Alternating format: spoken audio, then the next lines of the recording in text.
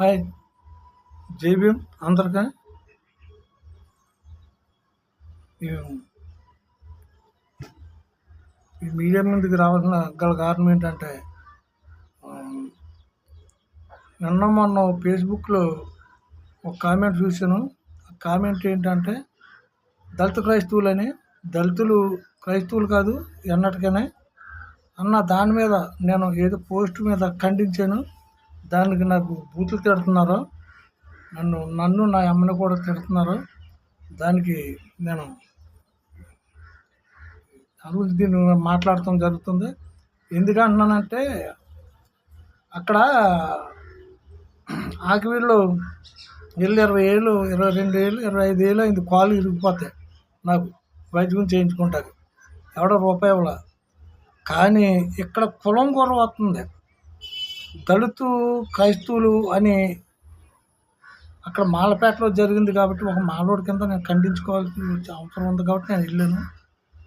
అది అక్కడికి పేటలోకి వెళ్తే నేను అక్కడ 144 సెక్షన్ ఏదో పెట్టారు. దాని గురించి నేను నుంచి పోలీస్ స్టేషన్కి వెళ్ళి వివరాలు కనుక్కుని వెనక్కి రావడం జరిగింది.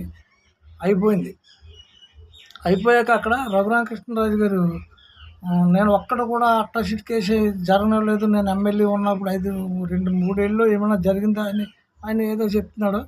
అంటే గవర్నమెంట్ ఉంది కాబట్టి ఆయన జరగనిస్తలేదేమో. కాబట్టి ఎప్పుడు కూడా జరగనివ్వకుండా ఉంటుంది.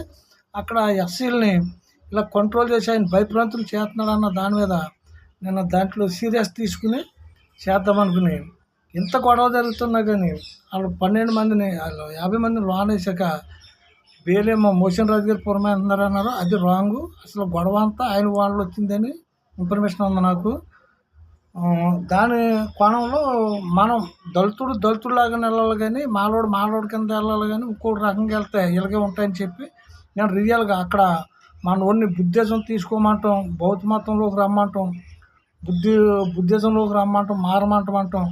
గౌరవం అట్రాసిటీ కడతాకి ఎవడ కూడా ఒక్క మాలోడు లేడు. అక్కడ అందరూ ఎస్సీలు కాదు, అంతా క్రిస్టియన్స్ అని ఒకడు స్టేట్మెంట్లో చెప్పాడు. ఆ తర్వాత ఇంకొక కుర్రోడు ఎవడో వెళ్ళి మేము క్రిస్టియన్స్ అయ్యాలి అన్నమాట తప్పు, మేము సగం వాళ్ళు ఉన్నారు సగం మనం ఉన్నామని చెప్పారు కొంతమంది జరిగింది. దాని మీద మనం ఏదో ఫైట్ చేస్తాక మనకు ఆధారు కావాలి కాబట్టి నాకు మా సంఘానికి కానీ మా సెక్రటరీ కానీ నాకు కానీ ఆ ఊళ్ళో వాడిని ఒక్క లెటర్ రాసేవంటారా బాబు, నేను చూసుకుంటాను కదంటే ఒక్క నా కొడుకు కూడా రాసేవలేదు. ఆ ఊళ్ళో ఉన్న మాలోళ్ళంతానే మొత్తం 420లే, ఒకడు ఊరికి సరిపోతారు. మళ్ళీని ఆ మాట అనకూడదు, నేను ఊరికి సరిపోతారు అంతంత ఉన్నారు. ఇది కూడా నేను అనకూడదు, నన్ను దిగదార్చుకున్నట్టు. ఎందుకంటే జాతి పౌరసం నాకు రక్తం ఉడికిపోతుంది కాబట్టి నేను అనవలసి వస్తుంది. ఈవేళ పోస్ట్ ఎట్టాక ఒకడు నా తల్లిని నన్ను కూడా తిడుతున్నాడు. నేను మళ్ళీ చెప్తున్నాను మీకు, మీరు మారకపోతే సొసైటీని మార్చకపోతే నేను మార్చే ప్రయత్నిస్తున్నాను. కానీ మీరు కానీ మారకపోతే మాలోడి మీద మాలోడే కేసు పెట్టవలసి వస్తుంది. ఆడెవడో రఘురామకృష్ణరాజు క్షమించే మాటలు నాకు రఘురామకృష్ణరాజు గారు నాకు 150,000 ఇచ్చాడని ఒకడు అంటున్నాడు.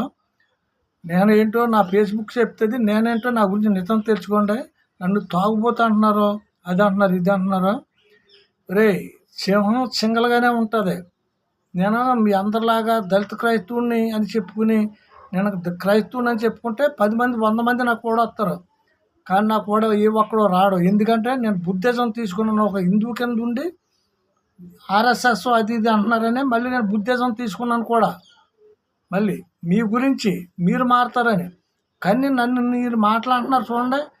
మీ గురించి నేను మారటం కాదు కదా, బ్రహ్మదేవుడు కూడా మార్చలేడు మిమ్మల్ని. నేను మాత్రం నా విశ్వరూపం చూసి చచ్చిపోతారు నా కొడకల్లారా, నా విశ్వరూపం చూస్తే. నేను అంటే ఏంటో తెలుసుకోండి ముందు నా కొడకల్లారా, అర్థమైందా? అంటే మీరు తిట్టింది బూతులు కాదు, ఏదో నా కొడకల్లారా. నేను మారితే చూస్తున్నాను, మీరు మారకపోతే నేను మారుతాను. ప్రతి దిక్కుని కూడా మాలోడి మీద ఎస్సీ ఓడే కేసు పెట్టవలసి వస్తుంది. కేసు పాలసీ ఎవరిదో రియల్ ఏంటో చూపిస్తాను కూడా. దట్ ఈజ్ ఇప్పటి ప్రసాద్ అంటే ఏంటో చూపిస్తాను రియల్గా. జై భీమ్.